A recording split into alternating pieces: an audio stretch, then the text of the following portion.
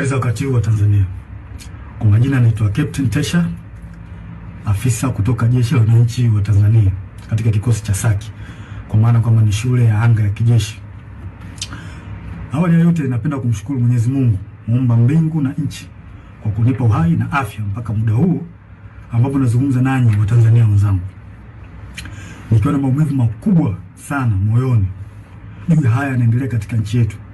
Nimejaribu kutafakari sana mpaka muda mwingine kufikia kumshirikisha Mungu kwamba nikiwa naiona hatari kubwa sana ambayo ipo mbele yetu kama taifa.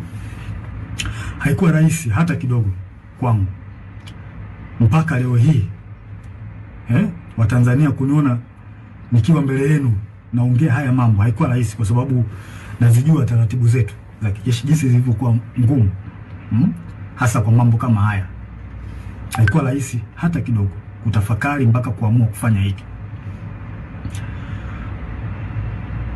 Kwa maana hiyo sasa, nikiwa naifahamu hatari hiyo iliyopo mbele yangu juu ya hichi ninachokifanya kwenye utaratibu wetu, desturi zetu, pia katika mambo mengine, sitojali hizo hatari kwa namna yoyote.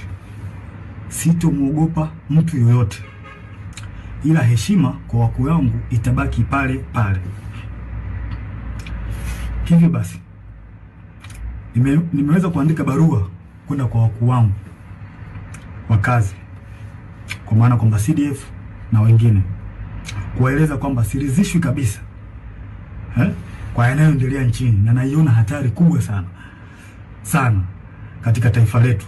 Hivyo basi ni vema kama jeshi kuchukua hatua haraka sana kabla hatujachelewa, kwa kuwa imani pekee iliyobaki kwa Tanzania ni jeshi lao. Japo muda mwingine wanasiasa wanajaribu kuliingiza jeshi letu kwenye mambo ya siasa,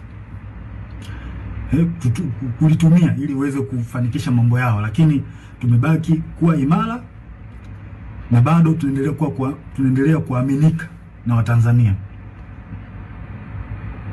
Hivyo basi, kwa kuona hilo na kuona hali ambayo ipo kwa sasa, sehemu pekee na imani pekee ya Watanzania ni kwenye jeshi lao. Hivyo nashauri jeshi letu liweze kuchukua nchi haraka sana na kuweza kuweka mambo sawa kuliko kuendelea kulazimisha kwenda mbele, hasa katika hili swala la uchaguzi.